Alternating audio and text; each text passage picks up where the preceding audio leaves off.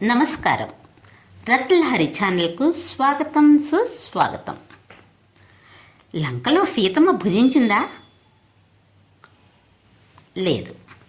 వాల్మీకి రామాయణం చెప్పిన అసలు సత్యం ఇదే. మన చిన్నప్పటి నుండే వినే కథల్లో ఒక సందేహం తరచుగా వస్తుంది. సీతాదేవి లంకలో భోజనం చేసిందా?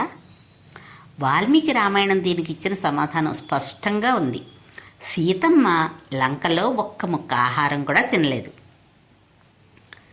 దానికి కారణం ఏమిటంటే, నా ప్రాణం పోయినా సరే రాక్షసులు ఇచ్చే ఆహారం నేను తిన్ను, నా రాముడి కోసం నేనున్నాను, ఇది నా సత్యం అని సీతమ్మ ధైర్యంగా ప్రకటించింది.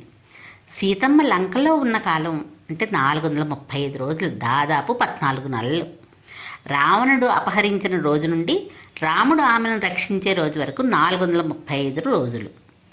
ఈ కాలమంతా సీతమ్మ ధర్మబద్ధత, ఆశ, విశ్వాసం కోల్పోలేదు. ధర్మం అంటే కష్టం వచ్చినా నిలబడ్డం. ఈ సంఘటనలో దాగిన మహత్తర సందేశం అదే. ఆస్తిక్యం మనిషికి అసాధారణ బలం ఇస్తుంది. భౌతిక ఆహారం లేకున్నా ఆధ్యాత్మిక శక్తి నిలబెడుతుంది.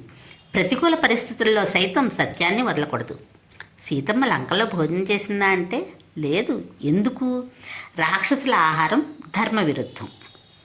అయితే ఇలా ఉన్న తరుణంలోనే సీతాదేవి ముందర ఇంద్రుడు ప్రత్యక్షమయ్యాడు. ఇది వాల్మీకి రామాయణం యుద్ధకాండంలో స్పష్టంగా దీని గురించి రాసుంది.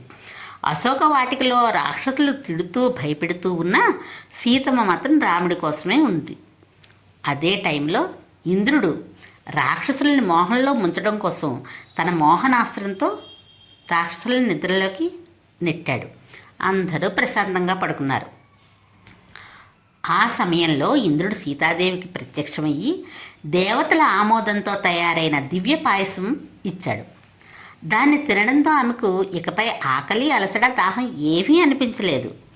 దాని ప్రభావం 10,000 సంవత్సరాల వరకు ఉంటుంది. అంటే అంతవరకు ఆకలి, దాహాలు అన్నవే ఉండవన్నమాట.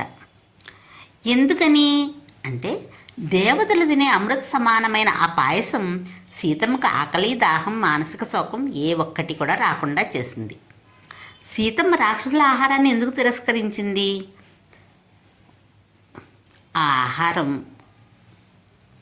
ధర్మ విరుద్ధం. అదే దేవరాజు ఇచ్చిన ఆహారం అయితే యజ్ఞ హవిస్సైన దివ్య పాయసం. ఈ ప్రభావంతో 10,000 సంవత్సరాల ఆకలి, దాహం రాదు. సీతమ్మని మొదట అర్చించిన వారు దేవతలు.